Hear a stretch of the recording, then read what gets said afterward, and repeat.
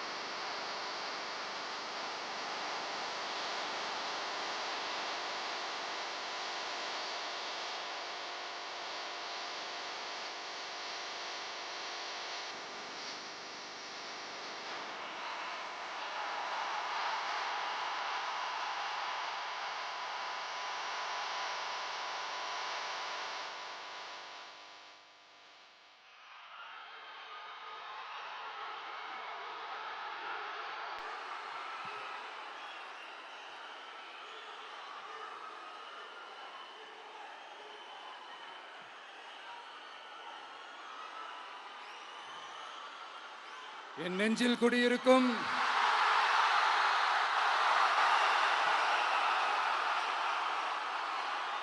திருநெல்வேலி மக்கள் உங்கள் அனைவருக்கும் என்னுடைய வணக்கம்.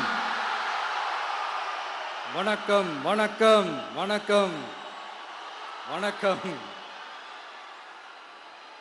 எல்லாரும் எப்படி இருக்கீங்க?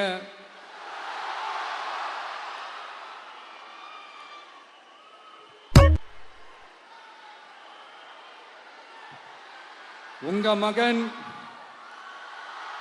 உங்க அண்ணன், உங்க தம்பி, உங்க தோழன், உங்க நண்பன், உங்க விஜய் உங்களை தேடி வந்திருக்கிறேன். இந்நேரம் திமுக கையில அந்த முழு பவரும் இருந்திருந்தா, இந்நேரம் ஸ்டாலின் சார் கையில் அந்த முழு பவர் இருந்திருந்தா கண்டிப்பா இந்த நிகழ்ச்சி நடந்திருக்காது. ஏதாவது ஒரு முட்டுக்கட்டையை போட்டு நம்மளை வரவிடாம பண்ணியிருப்பார். ஆனா இப்பதான் அவர் ஒரு அதிகாரம் இல்லாத ஒரு முதல்வரா அப்படியே இருக்காருல்ல, ஒரு கேர்டேக்கர் கவர்மெண்ட்னு சொல்லுவாங்க இந்த பீரியட. அப்படி இருக்கிறதுனாலயோ என்னமோ கொஞ்சம் ஈஸியா வர முடிஞ்சதுன்னு நினைக்கிறேன். அது மாதிரி இந்த திமுக கவர்மெண்ட் நமக்கு எவ்வளவு பிரச்சனைகள், எவ்வளவு நெருக்கடிகள், எவ்வளவு அவதூறுகள், அவங்களையும் தாண்டி இன்னும் சில பேர் இன்னும் நிறைய அவதூறுகள் எல்லாமே பரப்புனாங்க.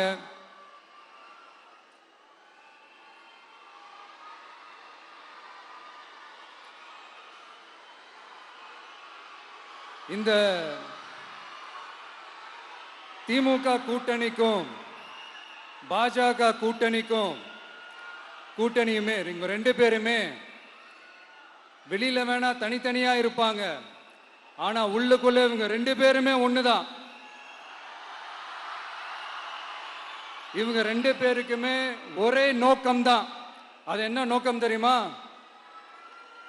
உங்களுக்காக நல்லது செய்ய, உங்களுக்காக உழைக்க, உங்களோட கூடவே நிக்க இந்த விஜய் வந்துடக்கூடாது.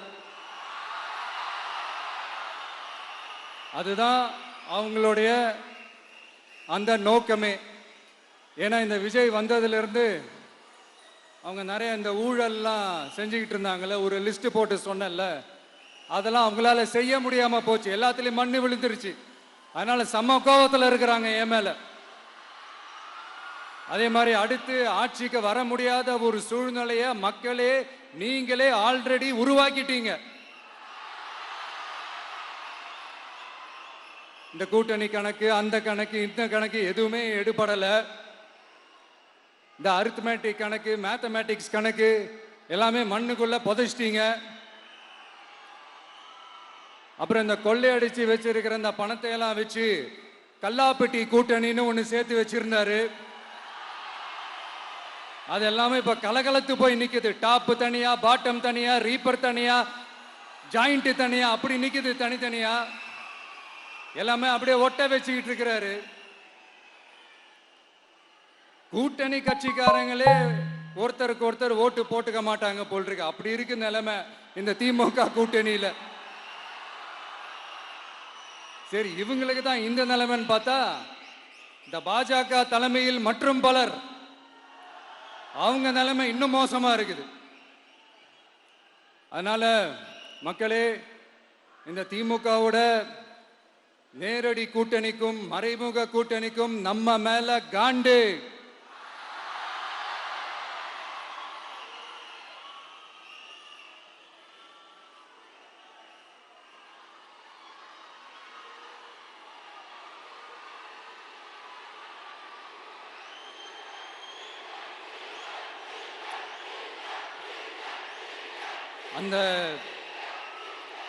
அந்த காண்டுக்கு ஒரு காரணம் என்ன தெரியுமா? அவங்க வீட்லயே, அவங்க குடும்பத்திலேயே விசில் சத்தம் பலமா கேக்குதான்.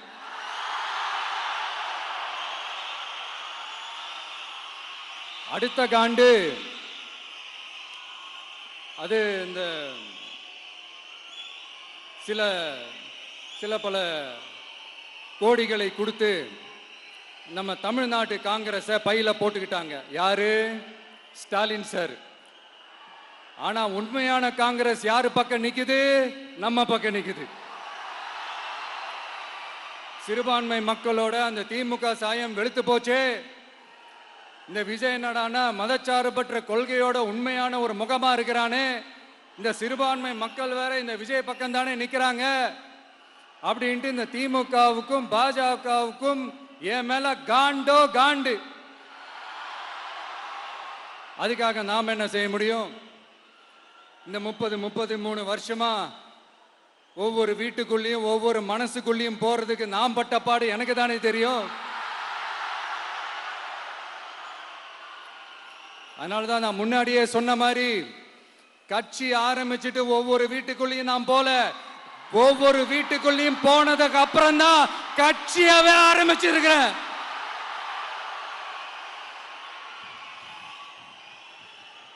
இது இந்த அரசியல் இரசியல் எல்லாத்தையும் தாண்டி இருக்கிற ஒரு உறவு. கட்சி கிட்சி எல்லாத்தையும் தாண்டி இருக்கிற ஒரு உறவு. இது ஒரு பூர்வ ஜென்ம பந்தம். இது சும்மா இந்த அரசியல் ஆதாயம் தேடுறவங்களுக்குலாம் இது என்னன்னே புரியாது. இது மற்றவங்களுக்கு வேணா எலெக்ஷன். ஆனா இந்த விஜய் கூட நிக்கிறவங்களுக்கும் இது ஒரு இமோஷன். நான் சந்தோஷப்பட்டா மக்கள் சந்தோஷப்படுறாங்க, மக்கள் சந்தோஷப்பட்டா நான் சந்தோஷப்படுறேன். எனக்கு ஒண்ணுனா மக்களுக்கும், மக்களுக்கு ஒண்ணுனா எனக்கும் கண்ணு கலங்கும். எவ்வளவு அவதூறுகள்! இந்த கரூர் விஷயத்தை பத்தி ஊருக்கே தெரியும். ஆனா போடு, விஜய் மேல பழிய போடு. என்னடா இவ்வளவு பெரிய ஒரு பழிய தூக்கி விஜய் மேல போட்டாலும் மக்கள் விஜய் கூடவே நிக்கிறாங்க. இது என்னடா அதிசயமா இருக்குது அப்படின்ட்டு அது ட்ரை பண்ணி பார்த்தாங்க. அது மக்கள் கிட்ட எடுபடல. சரி, அடுத்து வேற என்ன பண்ணலாம்? முடக்கு. ஜனநாயகனா முடக்கு.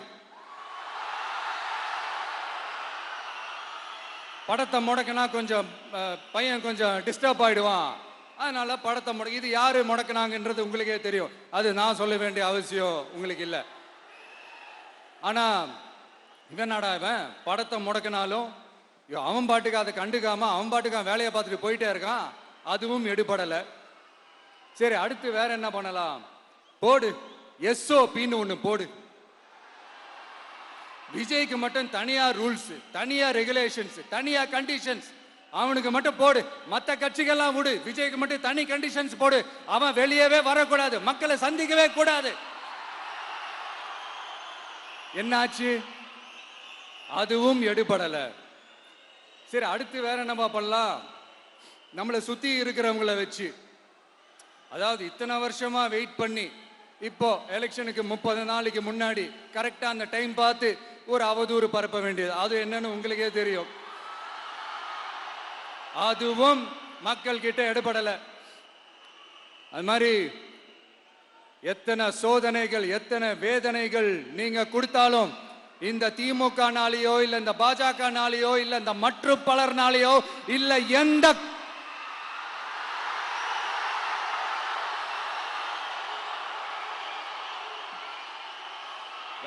வேற யாராலையும் என்ன மக்கள் கிட்ட இருந்து பிரிக்க முடியாதுன்னு சொல்ல வந்தேன். அதை தான் சொல்ல வந்தேன். ஒவ்வொரு வீட்டில் இருக்கிற ஒவ்வொரு விஜயும் இருக்கிற வரைக்கும் என்ன மக்கள் கிட்ட இருந்து பிரிக்கவே முடியாது. இப்படி இந்த சொந்த பந்தம் இவ்வளவு ஸ்ட்ராங்கா இருக்கிறதுனால தான்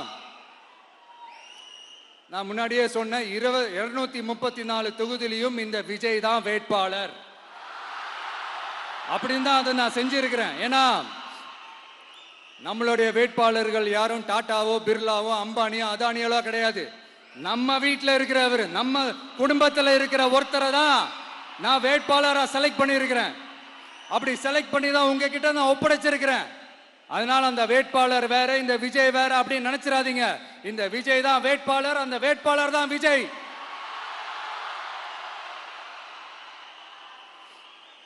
இத்தனை வருஷம் யார் யாருக்கோ ஓட்டு போட்டீங்க. ஆனா இந்த வருஷம் உங்க வீட்டில் இருக்கிற ஒருத்தருக்கு, உங்க வீட்டில் இருக்க நம்ம குடும்பத்தில் இருக்கிற ஒருத்தருக்கு நம்ம ஓட்டு போட போறோம்.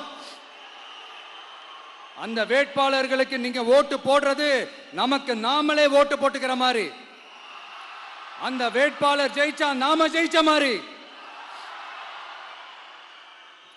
இப்படிப்பட்ட ஒரு எமோஷனலான ஒரு எலெக்ஷனை தமிழ்நாடு இல்ல, இந்தியாவே பார்த்திருக்காது.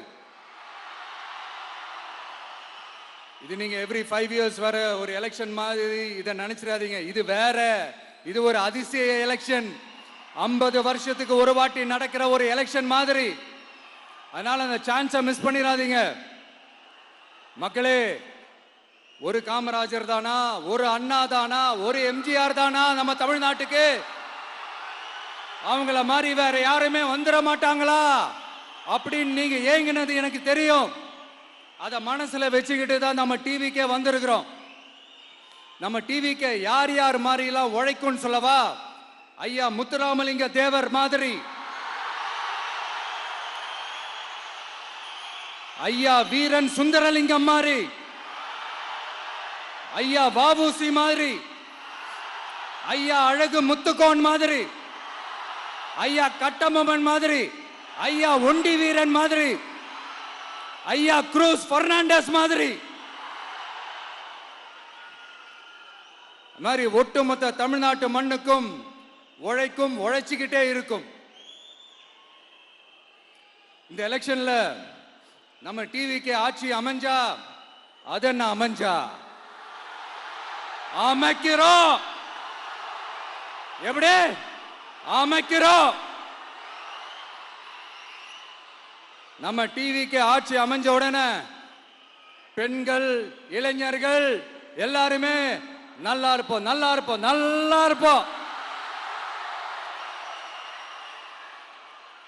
விவசாயிகள், மீனவர்கள், உழைக்கிற மக்கள் எல்லாருமே நல்லா இருப்போம், நல்லா இருப்போம், நல்லா இருப்போம். இன்னும் பல வருஷத்துக்கு நம்மளுடைய குடும்பங்கள், நம்மளுடைய சந்ததிகள், நம்மளுடைய தலைமுறைகள் எல்லாருமே நல்லா இருப்போம், நல்லா இருப்போம், நல்லா இருப்போம். அதனாலதான் மீண்டும் மீண்டும் சொல்றேன், வேற யாருக்காவது ஓட்டு போட்டு உங்க ஓட்டை வேஸ்ட் பண்ணிடாதீங்க. அதனாலதான் பார்த்து பார்த்து உங்களுக்கான வாக்குறுதிகளை நாம அதை அறிவிச்சிட்டு இருக்கிறோம். சொல்லாதத, செய்ய முடியாததெல்லாம் சொல்லவே மாட்டோம். அதுல ரொம்ப உறுதியா இருக்கிறோம். சொல்லாததை செய்வோம், அது வேற விஷயம். ஆனா செய்யறத மட்டும் தான் சொல்லுவோம். யங்ஸ்டர்ஸ், விவசாயிகள், மீனவர்கள், இந்த மாதிரி பல திட்டங்கள் இருக்கு, எல்லாத்தையுமே நிறைவேற்றுவோம். இந்த விஜய் அதை சாத்தியமாக்கி காட்டுவான். இத நான் ஏன் இவ்வளவு ஸ்ட்ராங்கா சொல்றேன் அப்படின்னா, மக்கள் பணத்திலிருந்து ஒரு பைசா கூட தொட வேண்டிய அவசியமே எனக்கு இல்லை. உங்களுக்கு புரியுதுங்களா? உங்களுக்கு மக்களுக்கு தப்பே நடக்காது, தப்பே நடக்க விட மாட்டேன். இப்ப நான் சொன்னல, மக்கள் காசுல இருந்து ஒரு பைசா கூட தொட மாட்டேன்னு. அத இப்ப ஆண்டுகிட்டு இருக்கிறவங்க, இதுக்கு முன்னாடி ஆண்டவங்க தில்லா சொல்ல முடியுமா? என்னை எதிர்த்துட்டு இருக்கிறவங்களால தில்லா கட்ஸா கெத்தா இத சொல்ல முடியுமா?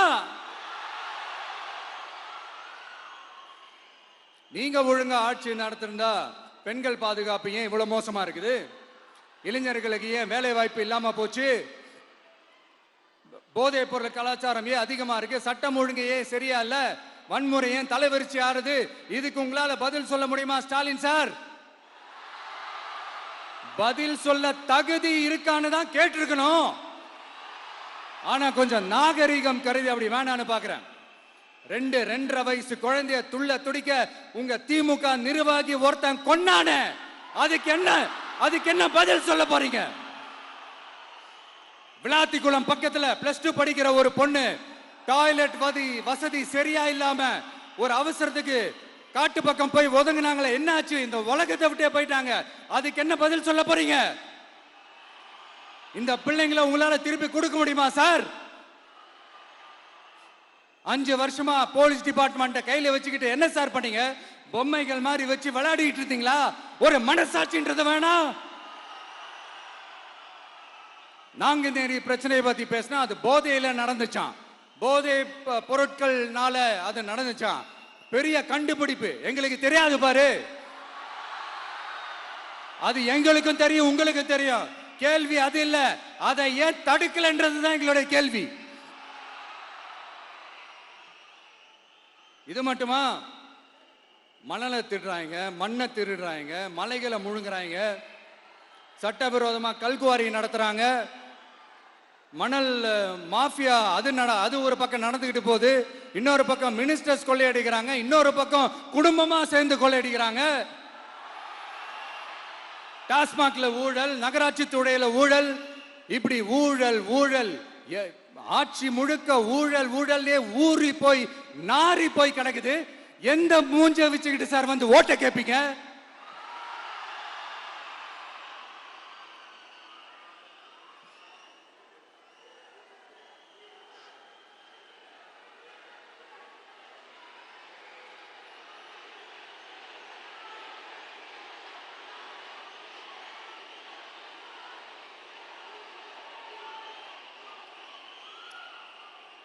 இந்த எலெக்ஷன் சும்மா உங்க பணத்தை எல்லாம் வச்சுக்கிட்டு ஒன்னும் கிழிக்க முடியாது.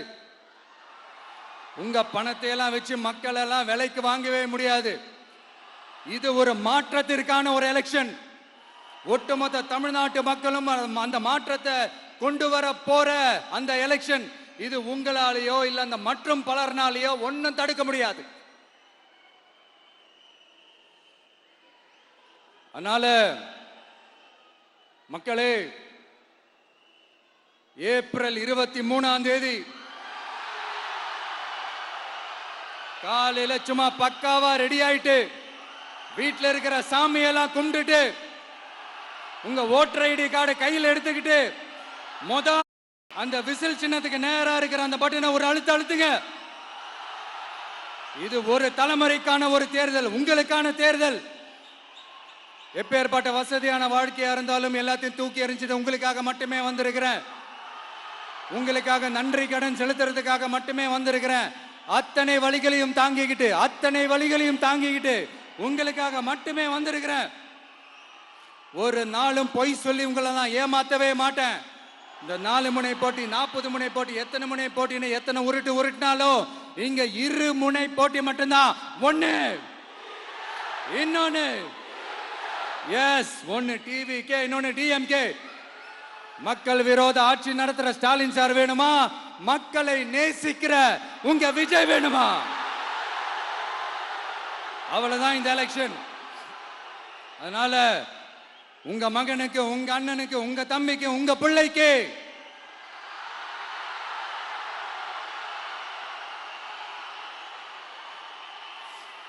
ஒரே ஒரு வாய்ப்பு கொடுங்க. தயவு செஞ்சு விசில் சின்னத்துக்கு ஓட்டு போடுங்க. இது ஒரு விசில் புரட்சி தேர்தலா இருக்கணும். நான் தன்னந்த நீயாளு நீ நம்ம அப்பாரு கொஞ்சம் நவந்தனா இங்க 8 கோடி பேரு மிரல போது ஸ்டேட்டு நம்ம விசிலு சத்தம் கேட்டு நல்ல வங்க வாழ இங்க விசிலு கடி ஓட்டே. கடைசி நம்பிக்கை மக்களை தேடி வருது, அதை இறுக்கி புடிச்சு ஒரு வரலாறு எழுது. உங்க விஜய் நான் வரேன். விசில் அடிக்க ரெடியா? கான்பிடண்டா இருங்க. நல்லதே நடக்கும். வெற்றி நிச்சயம். மீண்டும் சந்திக்கும் வரை நன்றி, வணக்கம்.